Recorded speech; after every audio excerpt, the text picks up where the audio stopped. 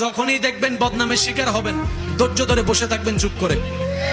আজকের দিন চলে যাবে, সপ্তাহ পার হবে, মাসে গড়াবে, মাস থেকে বছরে যাবে, একদিন না একদিন এই ধৈর্যের কারণে আল্লাহ পাক আপনাকে অতীতের তুলনায় ডবল সম্মান দান করবেনই করবেন।